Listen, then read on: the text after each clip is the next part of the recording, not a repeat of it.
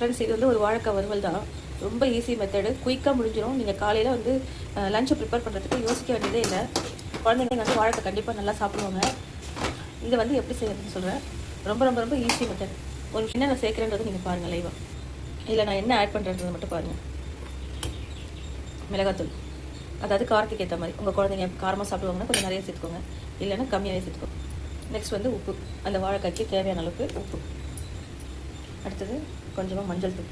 இது ஆப்ஷன் தான், எண்ணெய் போட்டுக்கலாம் இல்லைனா விட்டுலாம், ஒன்றும் பிரச்சனை இல்லை. இதில் வந்து நம்ம இது சமைக்கிறதுக்கு முன்னாடியே நான் அடுப்பில் ஆன் பண்ண பாருங்க. அடுப்பு ஆன் பண்ணல. இதில் என்ன பண்ணுறீங்கன்னா லைட்டாக கொஞ்சமாக தண்ணி, இந்த தண்ணி போதும். இதுக்கு மேலே ஊற்றாதீங்க, ஒரு மாதிரி சொதன்னு ஆகிடும். இதோட என்ன செய்யுங்க, ஆயில். எல்லாமே வந்து பிஃபோர் குக்கிங் முன்னாடி, ஓகேங்களா?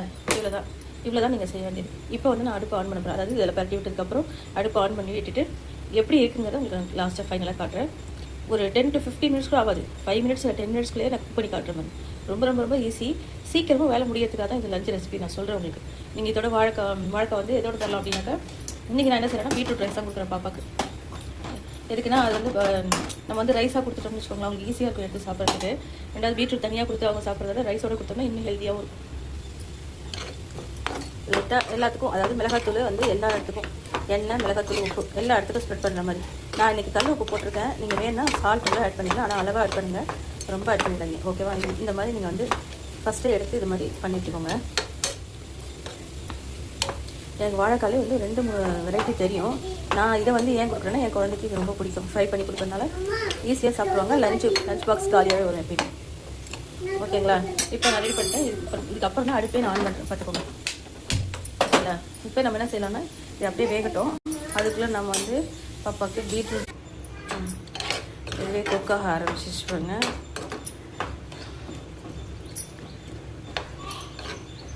நான் இதிலே நிற்காமல் மற்ற வேலைக்கும் போகிறதுனால இதை வந்து அடிக்கடி பரட்டி விட்டுட்டே இருப்பேன்.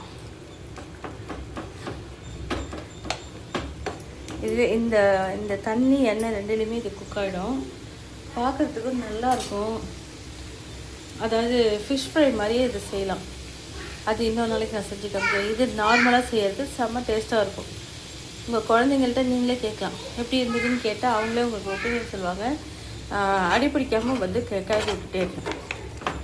வேணும் அப்படின்னா ஆயில் கொஞ்சம் அப்ளை பண்ணிக்கலாம். அதாவது கொஞ்சம் வேக விட்டதுக்கப்புறம் நீங்கள் ட்ரையாக ஸ்டேஜில் வந்து நீங்கள் ஆயில் அப்ளை பண்ணிக்கோங்க. ரொம்ப ஊற்றாதீங்க எண்ணெய்.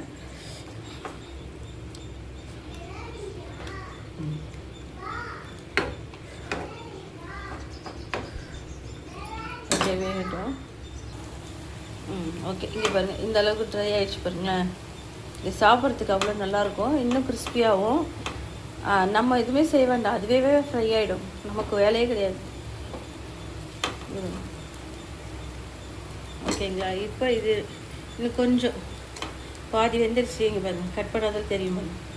ரொம்ப நேரம் நான் ஸ்பெண்ட் பண்ணவே இல்லை. பார்த்தீங்களா?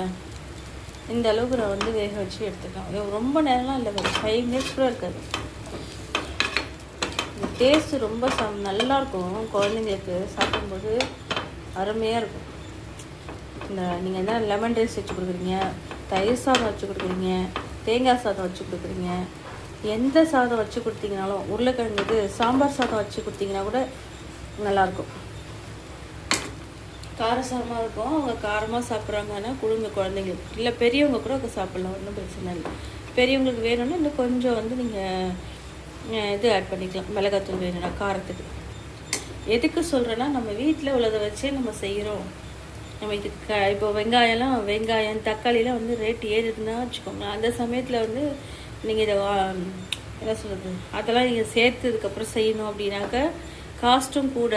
அது இல்லையேன்னு ஃபீல் பண்ணிவிட்டு அதை செய்யாமல் விடுறதுக்கு பேசாமல் இந்த மாதிரி மெத்தட் ட்ரை பண்ணிங்கன்னா ரொம்ப ரொம்ப ஈஸியாக இருக்கும். உங்களுக்கு செஞ்சு பார்த்துட்டு எனக்கு கமெண்ட்டில் சொல்லுங்கள். நல்லா இருந்தால் கண்டிப்பாக நல்லாயிருக்கும் சொல்கிறேன். இப்போ நான் அந்த ஆயில் விடவே இல்லை பாருங்கள், அந்த தண்ணி எண்ணெயை வச்சு தான் இங்கே போயிட்டுருக்கு. வேணும்னா உங்களுக்கு ஆப்ஷன், எனக்கு எண்ணெய்லாம் எதுவுமே இல்லை பாருங்கள், எண்ணெய் இருக்குது அதிலே, எனக்கு தேவையே இல்லை. உங்களுக்கு வேணும் அப்படின்னா, இன்னும் கிறிஸ்பியாக வேணும் அப்படின்னா இன்னும் கொஞ்சம் ஆயில் அப்ளை பண்ணிக்கோங்க, நல்லாயிருக்கும். ஓகே, இது ரெடி ஆகிடுச்சு. நம்ம எடுக்க போகிறோம்.